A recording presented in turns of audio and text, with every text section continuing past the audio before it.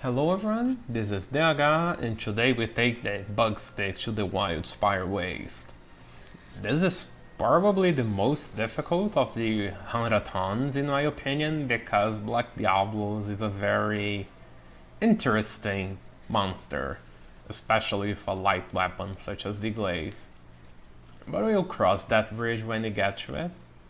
I first started going after Girros, like in the switch axe and sword and shield runs. It's pretty easy. I've already buffed that. Now let's buff the Kinsack and fire some slinger ammo to distract it. Then we can get the extract. And Girros has this weird mechanic. I think I stumbled upon this in my other two runs too. Since I started hitting it before it saw me, it will do the enrage roller there because of these 3 slabs, and then it will just flop around. Because I hit it before it saw me. I believe it's that, I'm not sure. So yeah, got a lot of free combos in there. Got a Clagger before it even did it enrage roller properly. This was flopping around, so we can get another Clagger. Call the Kinsack back just for the extra kill hits there. And another Clagger. I'm pretty far away, so I vault, air dash, and diving thrust. Hit it again. Now it's just a regular stagger, not a Clagger. And another Clagger. Let's do another diving thrust. It's pretty strong. And another Clagger. And then my Kinsack Q steals from me. Okay, that's faster than actually killing it myself. Take some good slinger ammo, so the next Kinsack buff lasts longer and lasts faster travel to area 6. Go after Glavines in the actual desert area. Now, spoiler alert, this run actually turned out to be really great, because just as I finished killing off Glavines, the Nightshade shows up in the same area. That's really convenient, saves a lot of time walking around. But it's also pretty luck-based. I actually never got around learning Paulumu's travel pattern on this map. So I don't know where it would be before or after this. I just lucked out that it stumbled into me, so I could just go and kill it too. Oh wow. But now outside of spoiler territory, here's Glavines. Let's rebuff the Kinsack. I can do a quick diving thrust to engage it. Since I have earplugs, I don't care about the rollers, and I'm able to fly to its face and then tenderize. And also get it enraged, of course. Can do another diving thrust there. Got some nice hits on its face. Dodge this.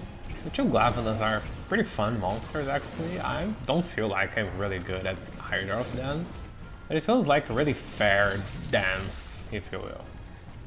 Dodge an attack, poke it a few times, dodge another attack, poke some more. It feels nice.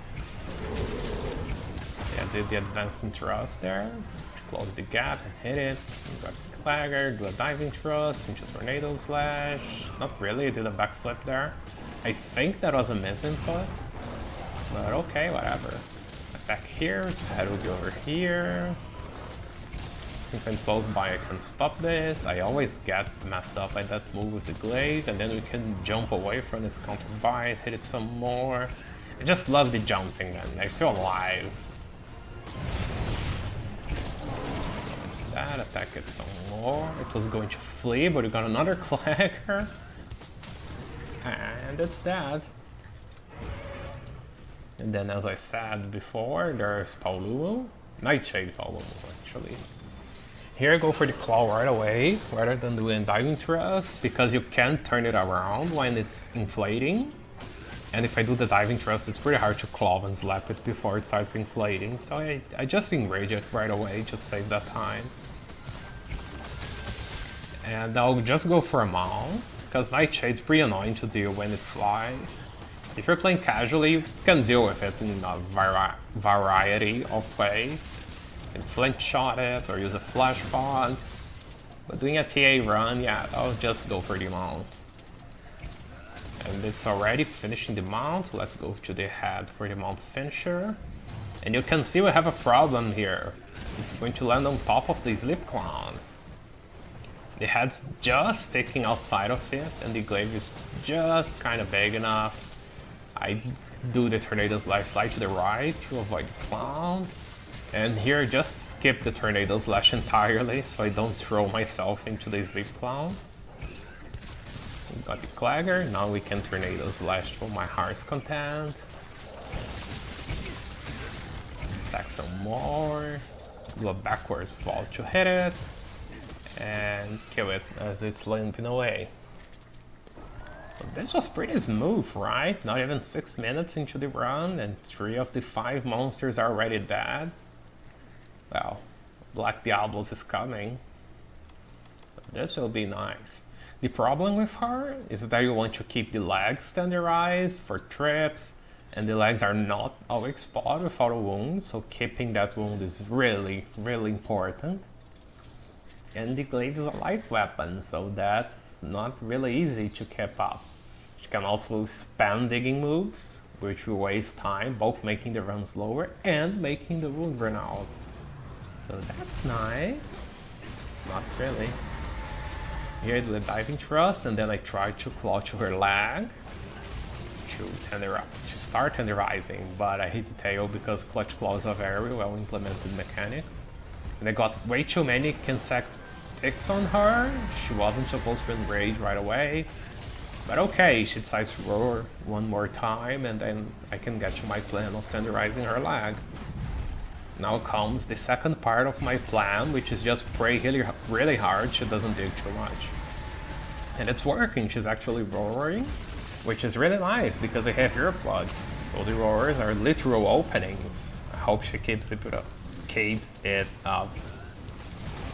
But the trick, I do a diving thrust to get on the other side of her and keep comboing. Dodge this, I wait a bit, she slides, so she's not going to dig immediately. Then I can diving thrust safely. Get a quick poke in there before her charge.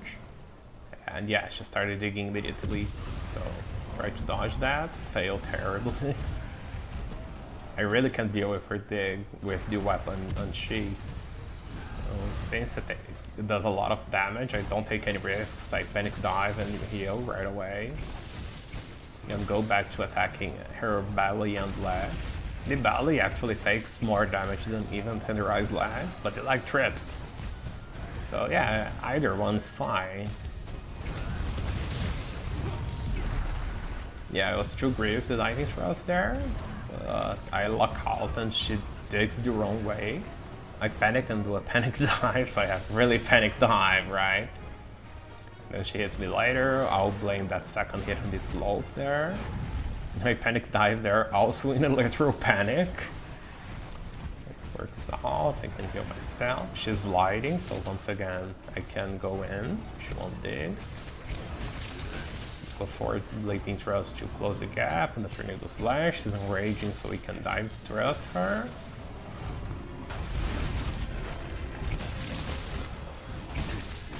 Yeah, this tail attack's a nice opening, so attack some more. Call the Kinsect back and do a diving thrust, and she dies from blast, I believe. I don't know, but yeah, that was Black Diablos. I was carried really hard by her good AI, like, what were all those roars in the beginning? And yeah, she's very random. I don't like that from a speedrunning perspective. On TA rolls, right? Like, if you're going in OTA, you just lock her down, and playing casually, just take Screamer Pods and a ton of Screamer Sack to combine some more, and then her digging won't be a problem at all. Now for Deviljo, I saw it was coming to Ruffian's Nest, so I went to the camping area 11 to made it here. Here I prioritize getting Joe enraged, because in my experience I could try to go for Clutch Claw attack on its belly first, and then try clutching the face and go to the belly and then have both up. But in practice it was kinda hard to claw to its face safely and quickly. And Deviljo takes a ton more damage when enraged. It's 20% more, plus activating Agitator 7. So I thought it was better to prioritize that. Here it was an opening to tenderize the chest, but I clutched the face instead because clutch wall is really nice. So I couldn't quite tenderize it there. Okay, decided to just wing it and keep attacking. Worst case scenario was, and it's what happens, is I get a Clagger and then tenderize it. Dodge this, it's going to do the Dragon Laser afterwards because it's enraged. Can dive and thrust this. A lot of damage. Got my Clagger finally. As I said, whoopsie, sorry for spoilers. Now it's just finally tenderized. Another diving thrust as it recovers. The Tornado Slash to do damage while getting away from the Dragon AoE. Rush this, it's going to do the jumping attack. Since it was after the bite attacks, it wouldn't do the Dragon Laser. But it counter. I took the safe option of just getting out of the way and letting the Kingside do the dirty work. You can be braver and just not get away and hit it yourself, or just tell the Kingside to go with good timing, but yeah, it's the 5th monster in the run. I didn't want to take any risks. Got another Clagger, so it's another diving thrust. Hit it some more, and oh no, you're not leaving. Okay, you are leaving. It's not lengthening away, it's just leaving for the desert. Oh well. Here I notice the Kingside buff has run out. So yeah, at least this will be an opening to replenish that, I suppose.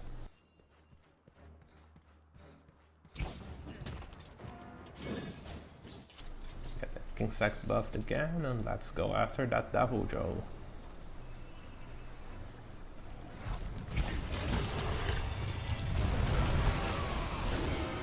Yeah, that was bad. I should have thought that too. Okay, let's Clagger, so it's diving throughout fine. And it's dead. There's the final time. Just a bit over 12 minutes. This was pretty good, I think. My previous best time was like 14 minutes, I believe. This Black Diablos, the gray AI on Black Diablos really carried this run. Because she can waste a lot of your time too if she decides to just dig around. Just that's the usual stuff I've been using for these quests. My catch is just earplugs for consistency. I could go full try hard without them, but nah. With 5 monsters the quest, I'd just rather be consistent, really. Let's not pretend peak performance is going to be up all the time anyway.